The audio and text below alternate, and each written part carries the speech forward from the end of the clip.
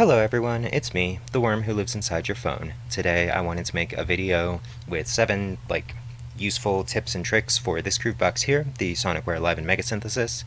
If you own one of these and would like to maybe get some new ideas or inspiration or learn some things about it that you didn't know, this is the video for that. I'm not going to be covering basic operations, and I'm also not going to be going too deep into songwriting, music theory type stuff, though I'd like to make a video on some music theory stuff for electronic music at some point, if there's interest or something. But regardless, here are my top 7 interesting and useful tips for the Mega Synthesis.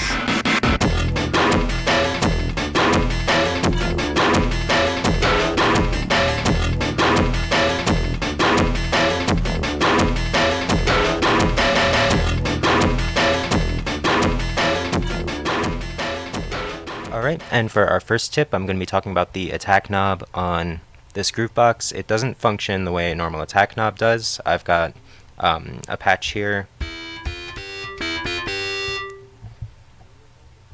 and the attack knob is actually not moving at all. It's supposed to move once it hits the latch point, which is -10, the lowest value, but it's not. And this is because there's a bug. I don't know if anyone else gets this, but you can fix it just by turning latch off. That's function and the last step of the sequencer. Now it moves freely.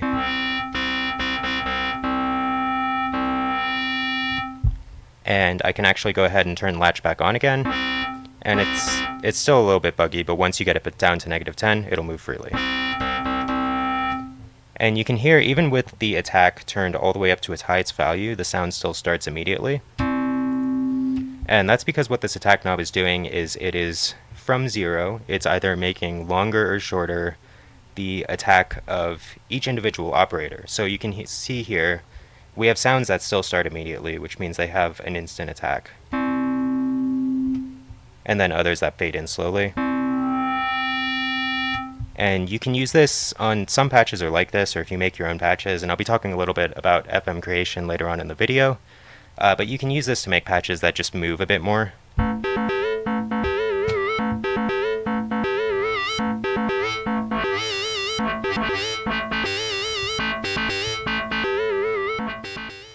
And the next tip has to do with the polyphony of this thing. It's got 6 tracks. They're divided for 3 FM tracks, 2 PSG tracks, and 1 PCM track, which have 6 voices, 4 voices, and 3 voices of polyphony. And the way that note stealing works on this is that I'm pretty sure I understand this. It works first by, if you run out of polyphony, stealing from notes that are played last chronologically within that track, if it's polyphonic, and otherwise they're stolen in descending number, if that makes sense. Track 3 will steal from track 2, and then track 1 has bottom priority. And so in order to make sure this works for me, I always put my biggest lead sounds, the ones that I don't want getting lost or cut off at any point, in FM 3 and track 5, which is the PSG track that has the highest priority. And from there I'll put a pad or something in track 1. And some other ways to just sort of maximize polyphony and get the most out of things. So the release knob here works similarly to the attack knob in that it's not it does what it does relative to the release of the individual operators within the FM channel. And on the PSG tracks it's a little simpler, but in the manual it says that I think it's a value of 80 for the FM tracks. Once you lower or raise the release to 80, that's the crossover point, and below 80 you're shortening the envelope from where it is in the default settings on the patch, and above 80 you're lengthening it. But it's going to vary by patch, and so you want to if you want notes to cut off right before the next note starts so that you're not risking things happening with note stealing or anything, you'll just want to play around with it and see where each patch likes to end and how long its tail likes to be, basically.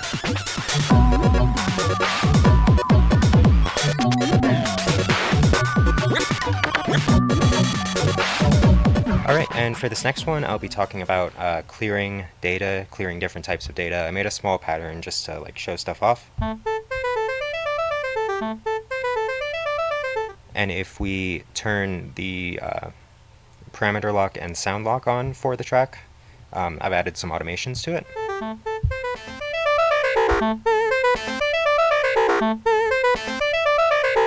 So I've changed the sound on some of the steps. It's using a different patch for that more electric guitar sound.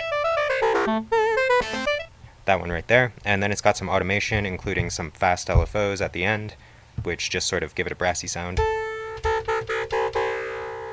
One of my favorite things that you can do on this. I don't know. I love audio rate modulation of things that are not normally audio rate. I don't know what it is about it, but now if I were to clear all the note data from the track by hitting clear and then hitting the track, it would not clear any of the automation data.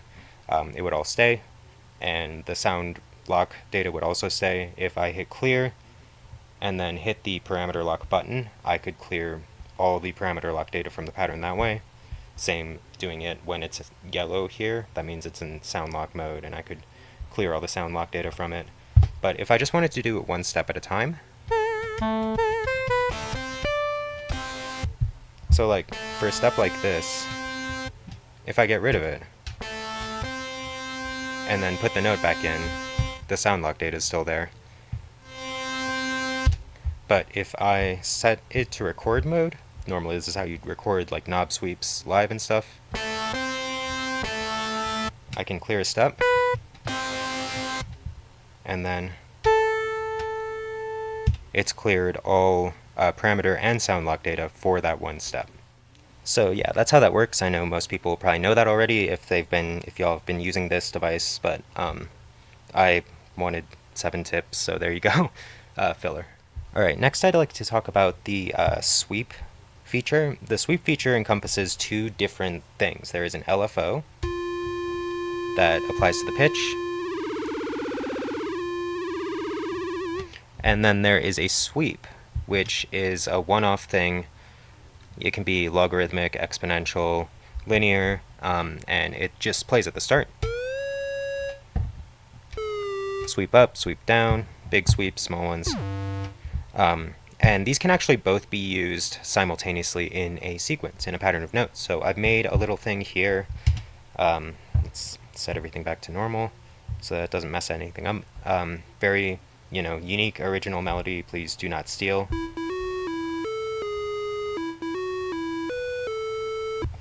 But let's say I didn't want it to sound like that. I wanted it to sound like...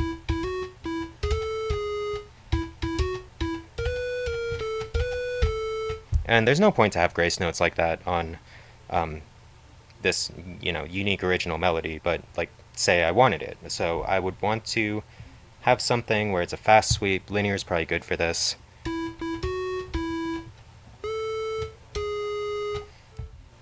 We could go even farther with it.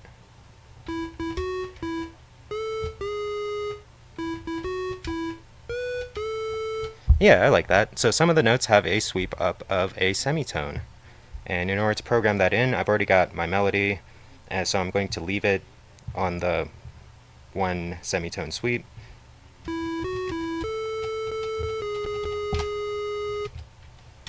Let's clear those notes. There's the other 2.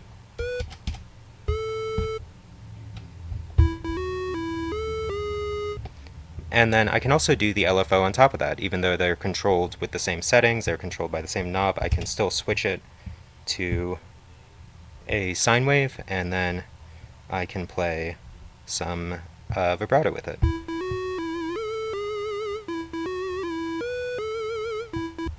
And of course this is where things break down. Can't have too much nice stuff. You cannot modulate, you cannot parameter lock record LFO sweeps and sweeps onto the same step, if that makes sense. If I try and play this and add some recording,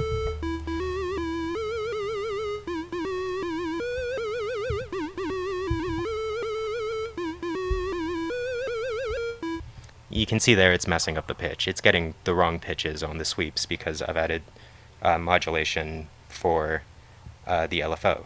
So you can do it. You can get a little bit of, extra mileage out of it by having a pattern with sweeps for whatever reason you're using the sweeps. You can add an LFO to it on top of that, just make sure you don't record any modulation onto steps that already have sweeps on them.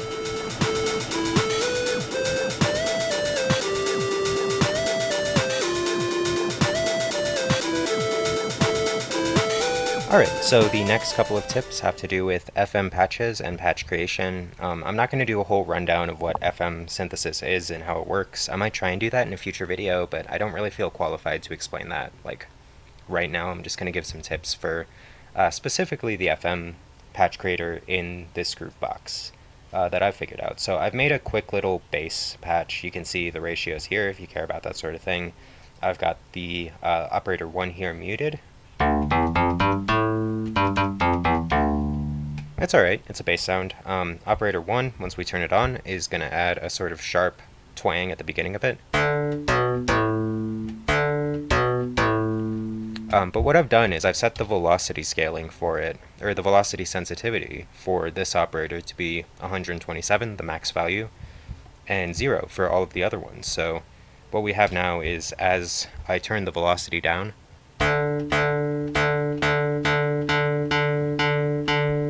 it morphs from having a sharp like twang to just a regular bass sound.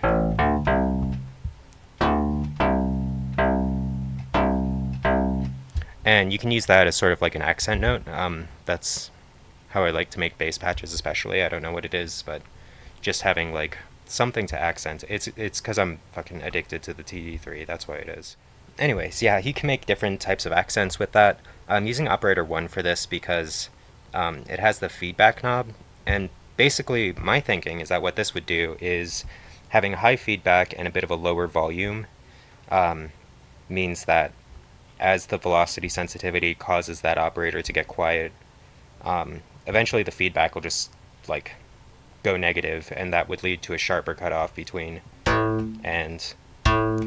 But that's not really, I don't know if that's that effective or helpful or anything like that. But for our next tip, it's going to be concerning the attack knob, and it's frustrating because you don't actually have access to the attack knob that you have on the main page when you're editing FM sequences. But as we saw in the first tip, changing the attack parameter does interesting things to the sound based on the attack rates of each of these individual operators. So I'm going to talk about how to kind of exploit that to get like interesting sounds and make the most use of this wonky attack knob that we've got when playing.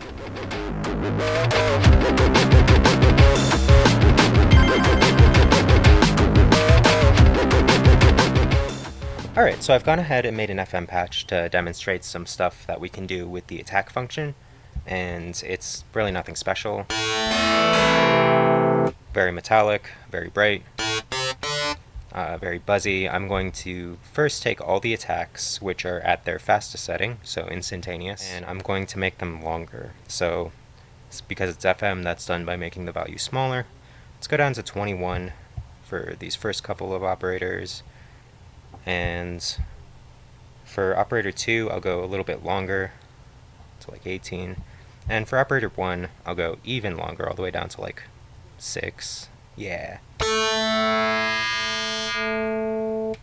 And now that's a very like weird, complex sound. I don't know why it's doing that thing at the end where it sort of cuts off right there. It's something to do with this like sustain level, decay rate, sustain rate combo that I still don't. It doesn't matter how many times I read the manual, I just don't understand it. But anyway, so that's what our sound sounds like by default. I'm going to take a gamble here and assume it's operator 2.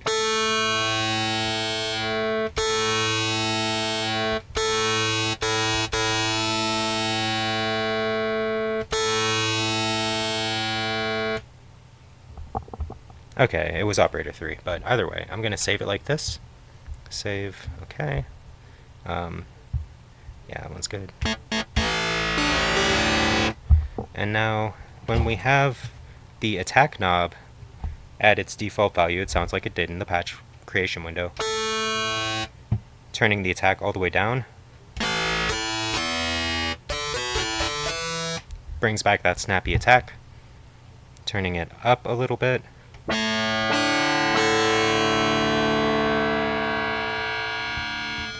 kind of an evolving pad sound, gets real metallic there at the end. That's from that operator 1 that had the really long attack all the way up.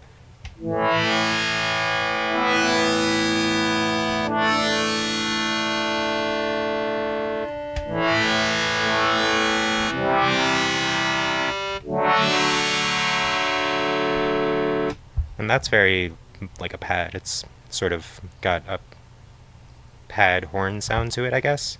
So, and you could use all of these within one sequence, and it's sort of, in my mind, it's the type of timbral modulation that, like, an acoustic instrument player would think about. Like if I was playing a violin, or I play piano, and you can't really do this with piano, but with a violin, there's like a bunch of different types of sounds you can get from it just playing using a normal technique. But it all sounds like a violin, and that's sort of how it is with these patches. So there's a lot of versatility. But like, it all kind of sounds the same, and that can add interest in a patch or like a song or something.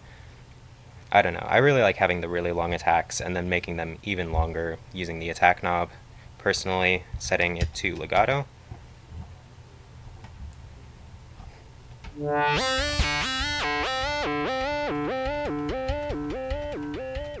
And having long evolving segments like that.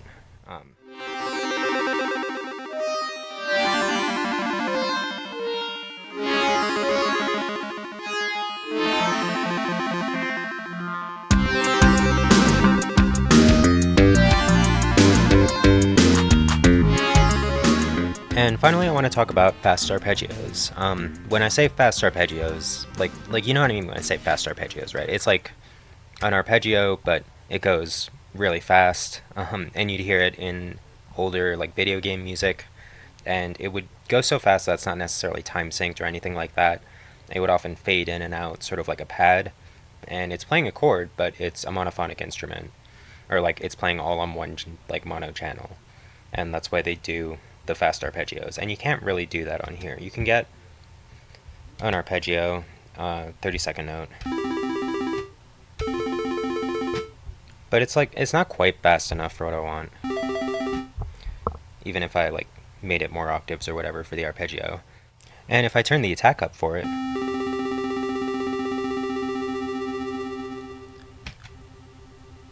it doesn't cause the sound to fade in, it just doesn't do anything. So there is something, you can't have like actual just really really fast arpeggios on this, which is a shame, but what you can do is something that's kind of similar. I'm going to start by taking the LFO and setting it to be a square wave. I'm going to take it off the arpeggio mode. Mono is fine here. If I play a note,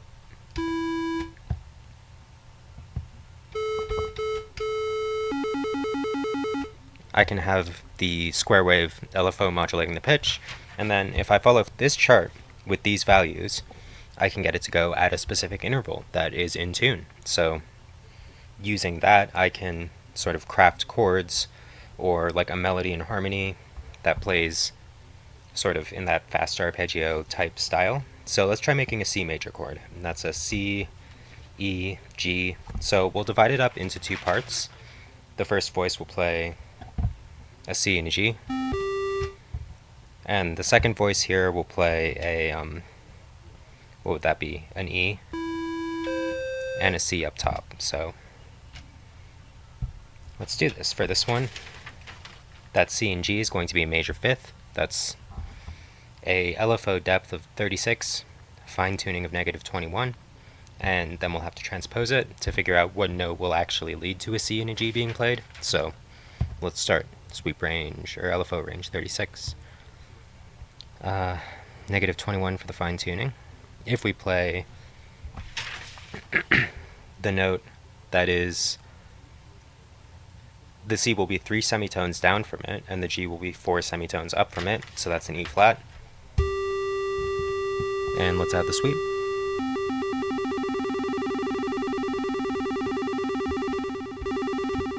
And we can turn the attack up.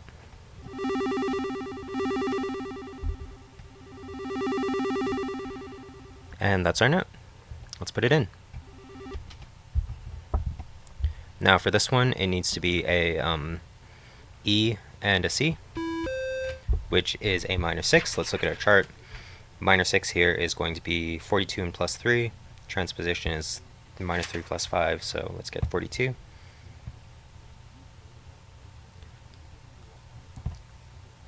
And plus 3. Minus 3 and plus 5. Going down minus 3, you get to E, and that's going to be a C. Yeah, and that sounds in tune too. That sounds like a C, so that's good.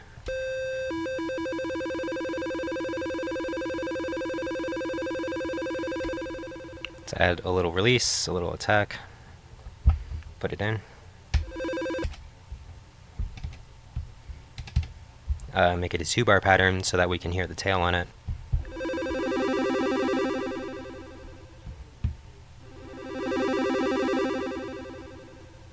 And there you go. It's kind of like a fast arpeggio. It's not a fast arpeggio, but it sounds similar enough that it does the same sort of thing.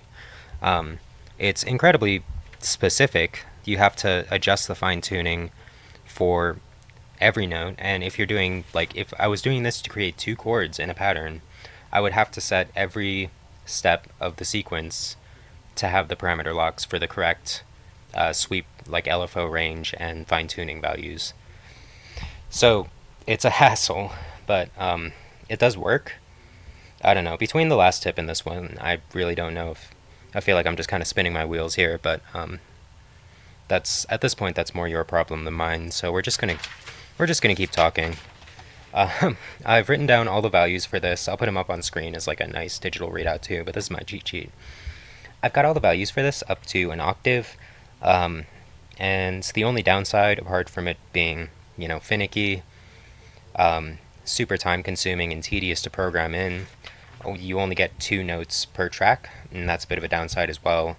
But apart from that, really the only downside of the whole thing is that it only works on the PSG tracks as opposed to the FM tracks, which for whatever reason have completely different tuning values for their LFO ranges. Anyway, yeah. Alright, and that's all 7 of them. If you've watched this far, thank you so much. I can't imagine you got too much that was super useful out of this. I don't know, I feel like there's probably more useful tips and tricks out there, but I wanted to make more content about the Mega Synthesis because there's just not a lot on YouTube, and I think it's honestly a really cool machine. I really like it. Anyway, yeah, if you liked this video, you can feel free to do YouTube things like clicking buttons or interacting, I suppose. If you didn't like the video, please don't interact or click any buttons, just go watch something else or whatever. But regardless, thank you for watching. If you watched this far, I have a quick little outro jam that I recorded along with the segments yesterday, so I'm going to do that just after this outro. But yeah, I just wanted to say thank you for watching the video, and I hope you have a good day. Be safe.